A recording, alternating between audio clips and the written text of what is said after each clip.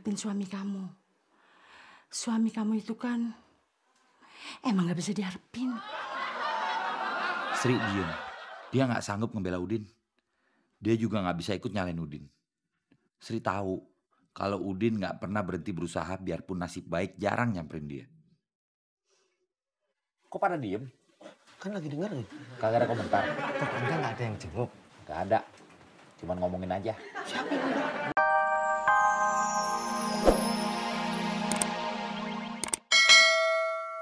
Di Jakarta banyak yang punya mobil tapi nggak punya garasi. Jadi sasaran empuk maling-maling. Maksudnya yang punya mobil salah? Iya, malingnya nggak salah. Ya salah juga, Mat. Masa maling nggak salah? Udah, mau dengerin cerita gue apa mau ngomong berdua? Dia yang mulai. Kok nyalain gua? Memang kamu. Gue cuma komentar. Lu nanya. Jadi panjang lah. Udah, jangan adu mulut. Siapa yang adu mulut? Cici aku. Kalau gua begitu sama lu, gua juga ogah, geli. Udah, maksud gue jangan ribut sendiri. Berdua, bukan sendiri. Udah, Ing. Capek ngomong Mbak Wan. Terusin aja cerita lo. Aman. Kita bergerak sekarang. Sorry Bram, Kenapa? gue udah pernah nyusahin anak bini gue. Bikin malu anak bini gue. Gue gak mau kejadian 2 kali. Itu kalau ketangkep. Kalau enggak, lo justru bakal nyenengin mereka karena banyak duit. Makanya mikirin jangan ketangkapnya. Mikirin gimana caranya supaya lolos. Bener juga tuh si Bram. Sembarangan. Wah, nggak bener dibilang benar. Maksudnya bener tapi kagak bener. Udin ngadepin 2 pilihan. Nempuh jalan yang benar atau nempuh jalan yang salah. Mungkin aja dia sama Bram bisa berhasil maling mobil itu. Mundur. Din. Yes. Apaan, Yes? Itu bahasa Inggris. Iya, saya tahu itu bahasa Inggris. Terus kenapa kamu bilang yes? Udin kagak jadi maling mobil, Mat. Kalau enggak, setahu saya no, bukan yes. Udin pergi nggak nengok ke belakang lagi. Udin nggak pengen muncul keraguan ninggalin kesempatan ngedapetin uang banyak, tapi lewat cara mencuri. Udin bukan takut ditangkap polisi, bukan takut masuk penjara lagi, tapi benar-benar nggak mau kehilangan anak istri. Cukup terjadi sekali. Wah, seneng aku. Udin berdiri ngeliatin orang pulang kerja. Udin tahu banyak lagi yang masih kerja. Udin mengutuk dirinya sendiri yang kagak lebih dari songgok tulang sama daging yang kagak berguna. Jangankan buat bangsa sama negara, buat keluarganya aja kagak. Sekarang anaknya Udin gimana? Budi masih tidur. Lemas di atas kasur. Bininya? Sri duduk di deket anaknya.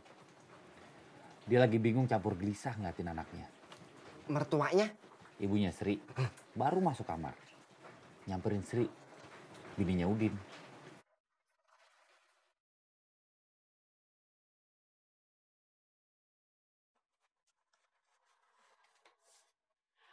Kalau cuma kamu liatin aja, anakmu gak bakal sembuh. Kan udah Sri bawa ke dokter. Tapi kan belum beres. Kamu sendiri yang bilang masih harus periksa darah. Buat mastiin kena campak apa demam berdarah. Maksudnya lagi cari uang buat ongkos periksa darah. Alah, ngapain ngarepin suami kamu? Suami kamu itu kan emang gak bisa diharapin. Sri diem. Dia gak sanggup ngebela Udin. Dia juga gak bisa ikut nyalain Udin. Sri tahu kalau Udin gak pernah berhenti berusaha biarpun nasib baik jarang nyamperin dia. Kok pada diem? Kan lagi dengerin. Kagak ada komentar. Tetangga nggak ada yang jenguk. Gak ada. Cuman ngomongin aja. Siapa yang ngomong? Bu Rahman. Ini struktur aerobik. Iya. Sama Yuenda. Langganan gado-gadonya, Sri. Iya. Ngomongin apaan? And up and down and up and down and up and down and up and down. Kok ngomongin bini Udinnya kayak gitu? Itu bukan lagi ngomong. Lagi ngapain? Lagi ngelatih senam.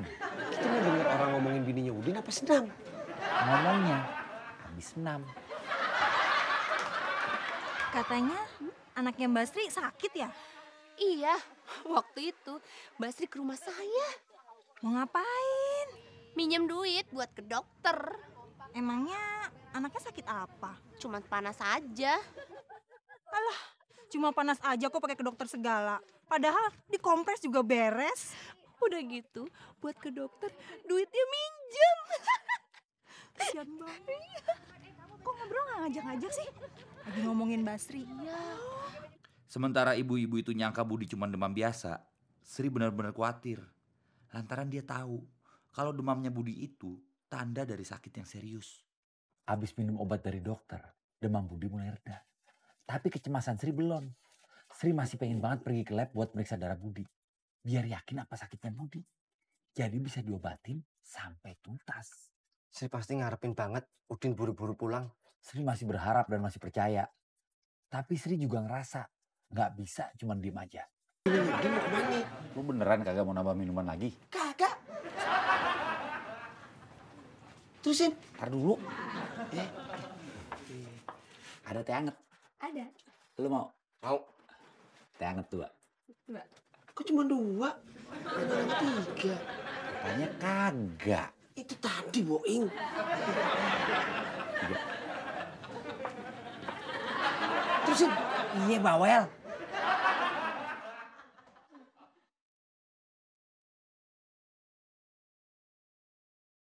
Bininya lagi usaha mau cari duit. Jangan tanya kemana. Ntar lu berdua juga tahu. Sekarang kita balik ke Udin dulu.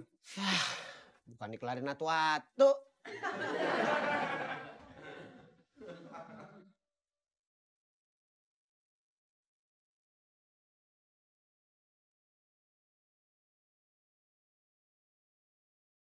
Udin jalan, kagak tentu tujuan. Orang bingung mau suka begitu. Ngukur jalan. Ngukur jalan.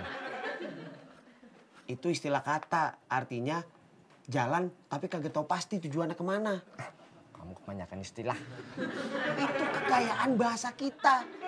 Jangan cuma tahu bahasa prokem, bahasa gaul, sama bahasa lain doang. Bahasa prokem, bahasa gaul, sama bahasa lain itu apa tuh? Lu mau belajar bahasa apa dengerin cerita dia?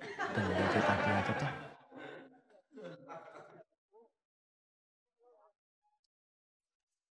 Udin berhenti di depan proyek bangunan bertingkat. Oh ngapain? Mau lompat? Bunuh diri? Sembarangan aja lu. Ya, kalau orang lagi bingung kan suka begitu, ngambil jalan pintas. Mungkin maksud dia, Udin mau ngambil jalan pintas. Lewat jalan deket proyek bangunan itu. Bukan. Pak, saya mau ikut kerja. Sampean tukang apa? Maksudnya? Tukang kayu apa tukang batu? Bukan dua-duanya. Saya nggak pengalaman kerja di bangunan. Tapi kalau disuruh ngangkutin kayu, ngangkutin pasir, ngaduk semen saya bisa. Maksudnya mau ngentin? Iya, Pak. Mau. Saya butuhnya tukang. Di sini itu yang kerjanya ngenikin tuh udah banyak. Saya jadi kenek cadangan juga mau. Emangnya main bola pakai cadangan? Udin udah pusing tuh. Masa mau jadi kena cadangan? Namanya juga usaha. Usaha sih usaha, tapi mikir dong. Itu juga udah mikir. Assalamualaikum. Waalaikumsalam. Habis sholat? Belum, Oh, baru mau. lagi nunggu orang. Situ dari mana? Habis nyari kerjaan? Udah dapat? Belum. Cari kerjaan apa emang? Apa aja. Asal bisa saya kerjain. Saya mau. Yang penting halal. Bisa nyetir? Bisa. Tapi saya nggak punya SIM. Gampang. Udin dapat kerjaan. Iya. Alhamdulillah. Hati Udin senang bukan kepalang. Meski nggak ada uang muka, dia bisa berharap dapat kerjaan. Langkah kaki yang tadinya berat berubah jadi enteng. Wajahnya yang tadinya lusuh berubah jadi riang.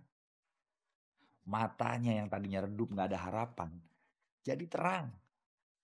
Udin pengen buru-buru nyampein kabar gembira ini ke bininya. Mas sudah dapat kerjaan jadi supir.